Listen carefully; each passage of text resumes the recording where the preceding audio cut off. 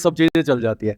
तो इसके अंदर ऐसा ऐसा क्या किया जाए कि वो जो डिप्रेशन बैड एक्सपीरियंस और एक्सपीरियंस से आता है उसको वो चेंज करके, थॉट को चेंज करके मैं आगे बढ़ सकूं।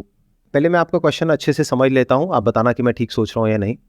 आपका क्वेश्चन ये है कि मैं बोलता हूं success comes from experience and experience comes from bad experiences. तो कई बार लाइफ में इतने बैड एक्सपीरियंसेस हो जाते हैं या इतने बड़े बैड एक्सपीरियंसेस हो जाते हैं कि उसके बाद में इंसान डिप्रेशन में ही चला जाता है और उसके अंदर हिम्मत ही बाकी नहीं रहती है कुछ और करने की, तो वो इंसान ही खत्म हो गया है। या ये कह लो, चाहे साइकोलॉजिकली नहीं खत्म हुआ है बट फाइनेंशियली ही खत्म हो गया है, राइट। अब अगर ये जो मैंने कहा उसको, बात को आप डीपली नहीं समझोगे या मेरे कॉन्टेक्स्ट को नहीं समझोगे, मेरे स्टैंड पॉइंट को नहीं समझोगे कि मैंने किस स्टैंड पॉइंट से ये बात कही, तो गड़बड़ हो जाएगी।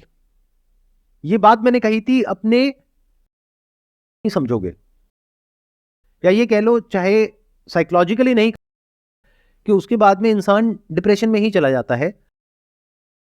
Comes from experience and experience comes from bad experiences. तो कई बार लाइफ टर्म्स में बात करूं, एक फेलियर में मानो मुझे नुकसान हुआ 5-10 हज़ार रुपए का, एक में हुआ 15,000 रुपए का, एक में हुआ 50,000 रुपए का।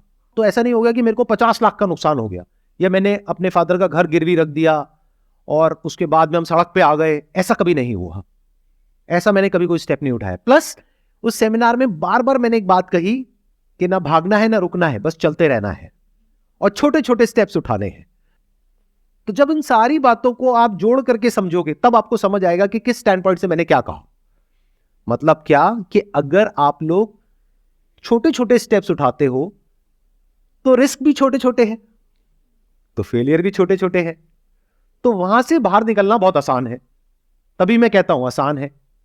बट अगर आप कोई बहुत बड़ा रिस्क लेते हो फाइनेंशियली, जहां से रिकवर करना आपके लिए पॉसिबल ही नहीं है, तो क्या करोगे उस घटिया एक्सपीरियंस का? छोटे रिस्क लो, छोटे स्टेप्स उठाओ, जब वहां पे कॉन्फिडेंस आ जाए तब थोड़ा सा उसको लेवल को बढ़ाओ। अगर तैरना नहीं आता है तो पहले हमेशा लाइफ में छोटे छोटे स्टेप्स उठाओ, तब तक जब तक कि आप इतने बड़े नहीं हो जाते। अंदर से आपको पता लग जाएगा कि मेरी कैपेसिटी क्या है। तब भी जो आपकी कैपेसिटी है उससे थोड़ा सा कम रिस्क लो।